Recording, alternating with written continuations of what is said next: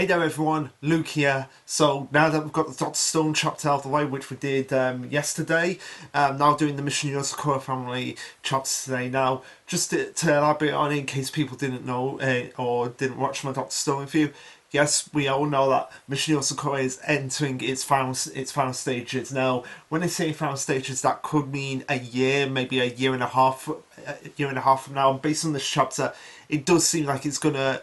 I would say next year, like I said, the first half of next year is focusing on finding out what all the true spoon blooming of all the Yozakuras are, or it could potentially be like starting next year, we're just going straight into the final battle, which is why, I said this when Vex did his live stream on the Control Chaos Twitch, which by the way, go and follow us on there, because Vex has got a little bit of a challenge going on. No thanks, a small part to me.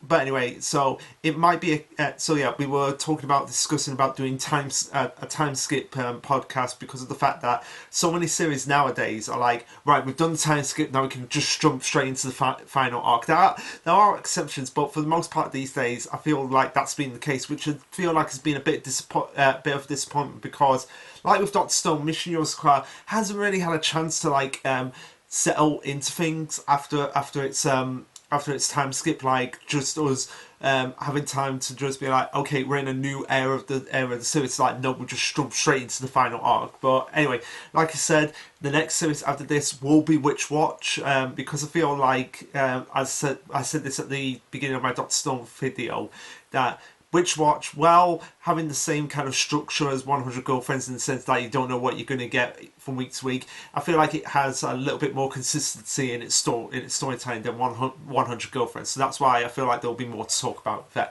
So that was just to reiterate what I said in the Dr. Stone review. But for now, let's talk about the chapter.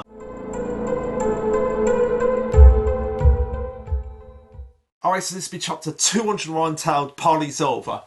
Oh great, we've got to go back to work now. But in all seriousness, this is to elaborate on the fact that yes, the wedding party, it's all over. Alex has finally come to his senses, and of course, how do we start this chapter off? With Kyorchio basically tying him up with Steel Spider and being like, yeah, I'll start with your right arm here, Alex, if that's okay. And Alex is just like, don't hurt me. And of course, Shinso and Tao are the ones that are actually trying to back up, trying to get Kyorchio on the way. It's like, no, don't be killing him here. I think he's learned his lesson, Kyorchio. As Kyorchio says, he attempted to wrap Shinso's life. He attempts to warp Shinso's life. It's only fair that he pays for that with his life. So in Kyorchio's mind, it's basically like, right, you attempted to manipulate and control my brother. Yeah, I think at this point you're about to pay for all of that with your life. So it's pretty much the same thing. Is Kyorchio God from Full Metal Alchemist? Because I don't know if you remember this. God was a little bit inconsistent, because So how are you gonna get your brother's soul back? Oh, by no.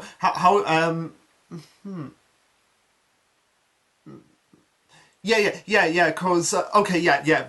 I had to really think about that analogy for a second there. But yeah, seriously, in Full Metal Alchemist, so Alphonse gets his sword attached to this suit of armor. Ed loses his arm and leg, and even after Ed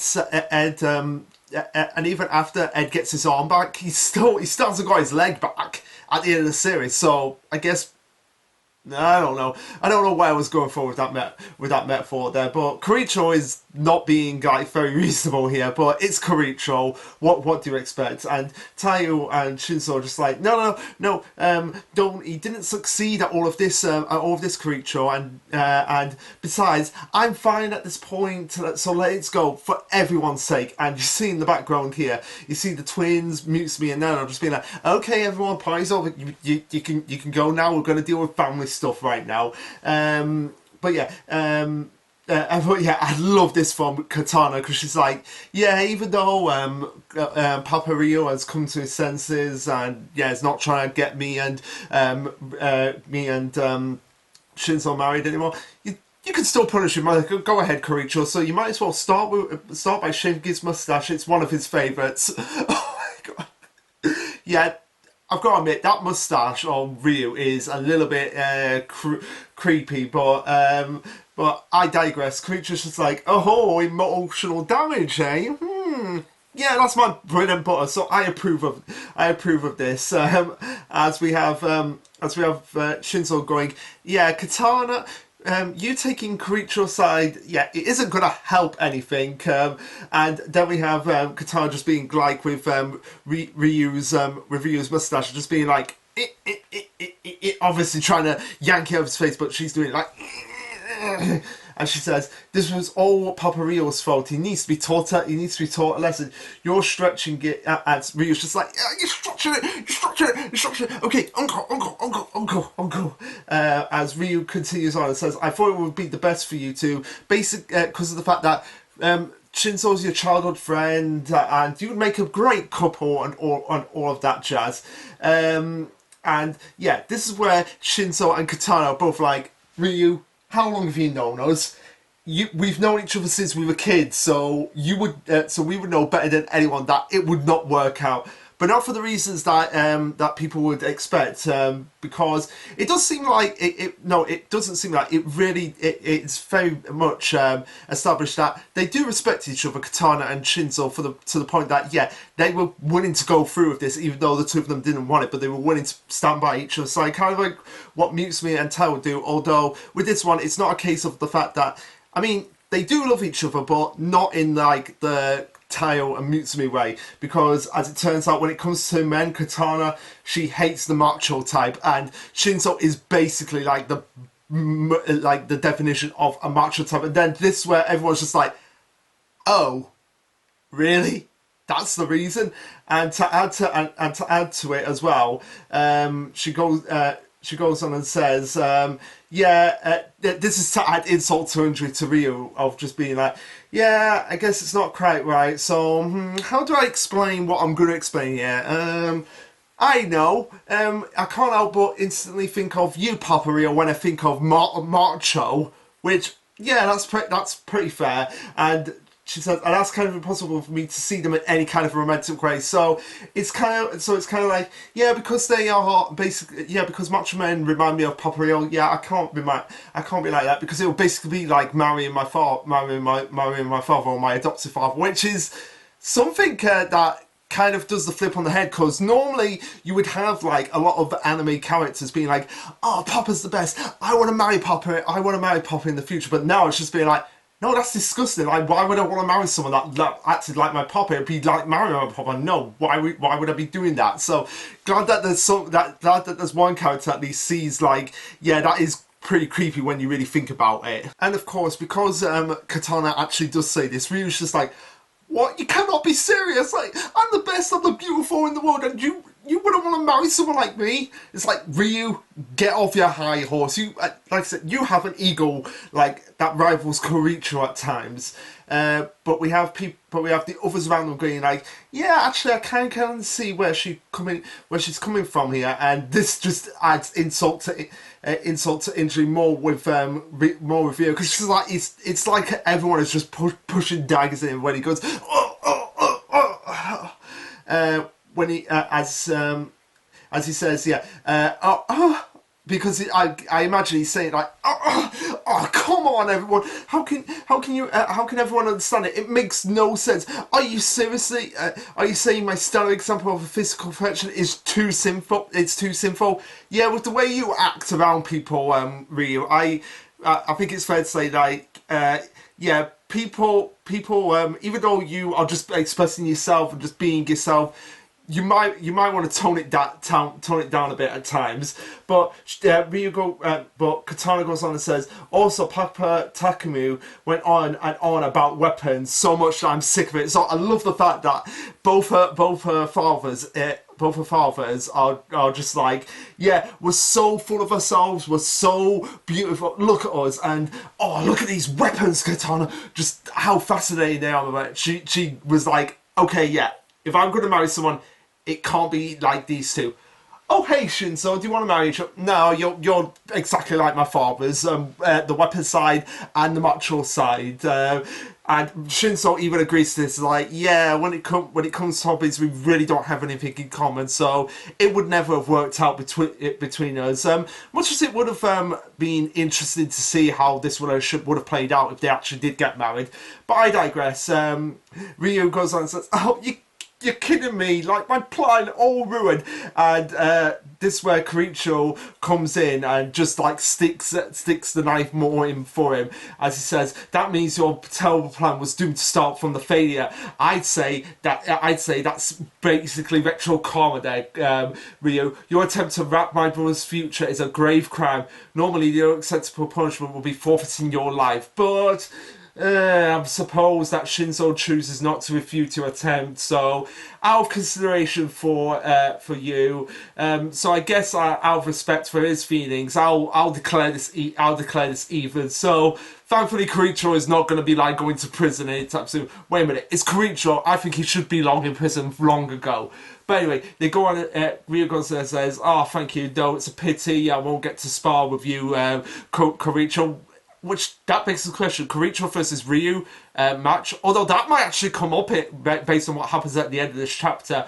But yeah, Kyorchio goes on and says, "With that done, let's declare this wedding ceremony officially over. Now, we can get on to the business at hand that's been bugging me all this time at this wedding." And we have Kai coming in and being like, "Ryu, you gotta be honest with us here, because we know, and you know that we know, that something is going on here, and that the wedding wasn't just to marry them off. What was the true purpose behind it?" So it's nice that Kyorchio and Kai have been like, "Yeah, this all seems a bit fishy and all seems a bit too fast. Yeah, there's something else going on here," and we'll start to actually unravel what them two have actually found out in a few minutes. So after Kai comes into the scene, we have him saying, "Yeah, I did an official search on your desk at Spy Day HQ, and in one of the drawers I found this," as he pulls out a notice of resignation.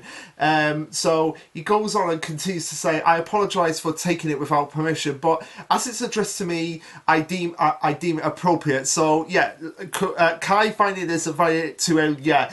That's probably what ticked him off the first time. Like, yeah, something else is going on here, and he probably relayed this to Kyorchio because they're best friends. Well, as close to best friends as one can be. But yeah, essentially, Kyorchio and Kai are best friends. As he goes on and says, "After you announced the wedding, I went to Spy Day office hoping to change your mind, but you were out at the time. However, I noticed something that you don't normally find, and that's a fingerprint, because you are always a tidy person. So leaving out a fingerprint like this, yeah, that got me striking it as unusual. The letter contained a notice of resignation both from the Spy Day and the Spy Association." And this is where like others around like Shinzo and Katara are just like, what is going on here? Before Kai goes on to continue to explain that he went on to put forth fourth candidates for your replacement and detail various necessities for someone else to take over in case you decide to do all of this. And you're about to cause significant trouble with the wedding, but putting your affairs in order to extend would be extreme. It even included thank yous to people close to you and words of farewell. So yeah, hearing this in Kai's mind, it doesn't sound like a typical registration, because a typical registration is just like you handing a letter saying like, "Yeah, I've decided that I can no longer be with this association, so I quit." But this is more like a case of like, "Yeah, I have thank yous here. This is what I want to happen. That I want this to happen. I want this person to take over. I want that person to take over. I want person to do this and do that because I'm no longer going to be there." So, in Kai's mind, this is not a letter of resignation, but it sounds more like a will. So, to have this going on, like, it's just, I don't think anybody expected like this turn of events. But at the same time, based on what happens at the end of the chapter, it kind of does make sense, and it kind of goes back to the theory of what people have had for a while, with some of the gold rank spies being in association with Asa. Now, as we'll soon learn, this is the case with Ryu, although I don't think he's with Asa of his own accord. I feel like he's actually, like what he put Shinzo and Katana through, I feel like he's been forced against this, forced to do these actions for Asa, because as we will soon learn, it seems like Gondaria Sensei is setting up the final opponents with this series, because we'll get silhouettes of all the major enemies that are coming up that are all on Asa's side. So yeah, Asa kind of working alone. Yeah, we kind of all figured that. Well, some of us figured, a lot of people will be like, wait a minute, doesn't this kind of go against what Asa said, that he kind of doesn't want other people to be doing his dirty work for him and wants to get involved himself? That may be true, but at the same time, you can still have people around you as well. Like, yeah, as long as Asa is doing the majority of the work, you can have other people working under him as well, in case something goes haywire. You have to have a backup plan of a backup plan of a backup plan. You just never know what's going to happen. But let's be honest, it's just a case for all the Yozakuras to have opponents to show off their true spring bloomings. So Kyorchio now goes on to say, this is not all that's happening, Ryu, because we knew that from your attempts to stream the farce of a wedding, it allowed a recording of this disaster to be streamed on to be a stain on the Yozakura's name, and Shion was able to access every account viewing the stream, hack their devices and destroy them. However, of all the accounts she accessed, a single one managed to block her, and we all know who this is all a part of, because we see what looks like the symbol for Asa, as she couldn't catch a glimpse of anything from it. No account information, not even a severe location. So for this to be a block for even Shion shows just how much Asa has been preparing for this moment for him to get the Yozakuras under his control. And Kyorchio says, there's only one speculation on my part, but this whole crazy marriage plan of yours starts to make a little bit more sense when you figure out who's the ones actually behind it. If you look at an excuse to provoke the Yozakura family, and then say data from our response to the account, the cheap tabloid for the wedding was just a font. The meat of your scoop was what you had was something else. It's a very journalistic way to do things. Yeah, that is very true, Kyorchio, to have the meat of the scoop to be something else, and this to just be like a cover-up for something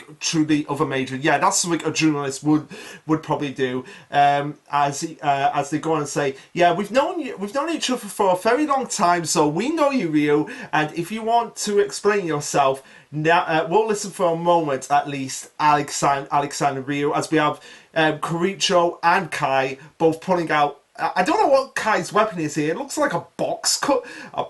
No. Kai's pulling out the box cut here, and Kyorchio's just still using the steel spider. As this is all going on, Tile in his mind is just trying to process everything that's going on. Like, wait a minute, Ryu, are you a traitor to everyone? Have you done this as a fool to actually get data from the Yozakuras to go to wherever the situation is? But as Ryu is about to say something, we see Dr. Mozu come up.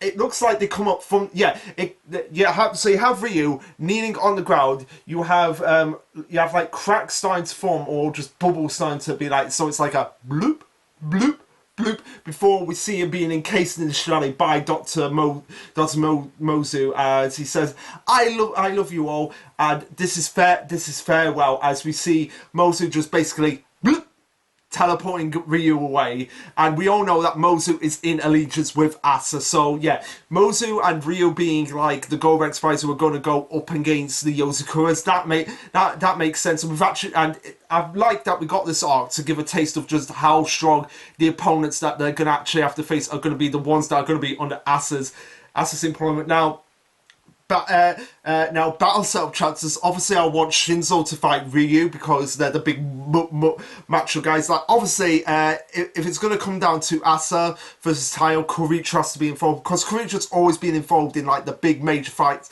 Like, he was involved in the fight with Kawashita with Tayo. It was involved in the fight with Momo with Tayo. So it makes sense that it's going to be Kyorchio and Tayo versus Asa, because even though a lot of people don't like Kyorchio, he is essentially, out of all the Yozakura siblings, he is like the primary one. He's like the mentor figure for Tayo, and he is essentially, I would say, out of the core main cast, like if we're talking about like the big guns, it will be Tayo, obviously, then Kyorchio, and then Shinso and then Futaba, like the core four, like the heavy hitters, and like Kyorchio, like I would say is more of the second lead. Like, so you have like Tayo and then Kyorchio as like the dual main character, dual main male characters, because Kyorchio's had a lot of development alongside Tayo, both in terms of how they've mellowed out, how Kyorchio's kind of like mellowed out, even though he's still the same, but Tayo's gone a lot more strength. So if it comes down to it, it's going to be Kyorchio and Tayo versus Asa. We have, like I said, Shinso and Shinso versus Ryo. We'll probably have Mozu versus Nano. That makes the most sense. As we'll get into other opponents, when we see like the silhouettes of them, I'll do my theories on them as well. So after Mozu takes away Ryu, we have Shinso and Katana just being like, what the hell happened? Where's Ryu gone? We have Kyorchio basically saying to Nano, you know what this is all about, right? And Nano's just like, yeah, Kyorchio, I already know it. I saw who that was. It was the former gold rank spy, Dr. Mozu. She betrayed us to side with Asa. But the question that Nano has is, why is she here? And she sucked Ryu into the floor, and Shinso doesn't detect their bio-sign natures in this building anymore.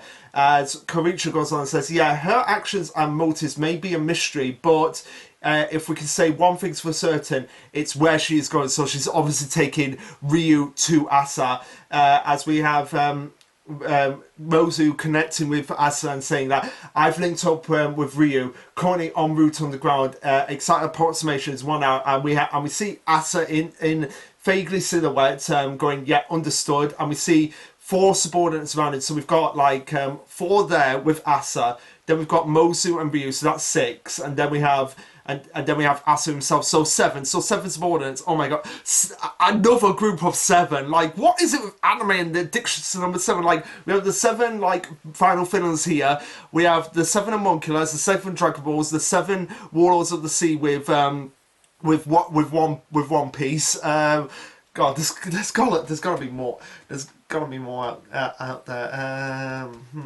The seven final opponents in the Thousand Year Blood War, because you had Hashwolf, Uryu, and Yuan, and then the 4 elite shoot Stoffen. There's gotta be more. There's gotta be more. I imagine that there is more, but it's just like blocking my mind now. But yeah, there's a lot of numbers. The 7 deadly sins as well. The with the prequel to Four Nights of the Apocalypse. Even though I've never read that series, if anyone else could come up with more anime and manga series that are so fixated on the number 7, that would be great. That would be great to find out as well. But anyway, so we have okay, so these opponents that are just I can only speculate here. So we have what looks like a cat girl off to. So we have Asa right here. We have so like Asa's like right here, and then we have on this side the cat girl. So on the left hand side of Asa, there's the cat girl, which I assume it's a cat girl. It could be a cat boy, but I assume that's going to be Keigo's opponent. Keigo's opponent. We have this mini. Unless we get Ai in this, that'll be something incredible. If Ai's actually done training with her blooming, and maybe achieved a artificial spring blooming, or maybe it's Goliath. Maybe it'll be Ai and Goliath versus this person. That would be something. Oh! The twins, Ai and Goliath versus this person. Versus like the little one, right in the background. That would be something incredible. So the twins, Ai and Goliath versus that person. We have the cat person face off against Keigo. We have this like bat person, which I assume that's good. Although no, that mini person. Oh no, but then we have But then we have to have... No, I assume this bat person might be the one for Futaba, unless we're going with like the little one for Futaba as well. And then we have the one off to Asa's right. That's probably going to be Shion's opponent.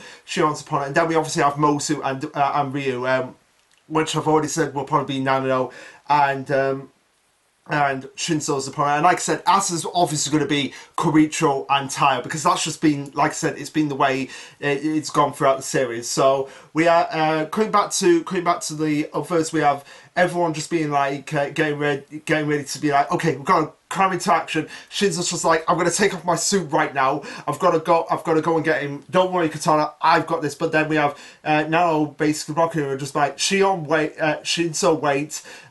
This is Mosu we're dealing with here.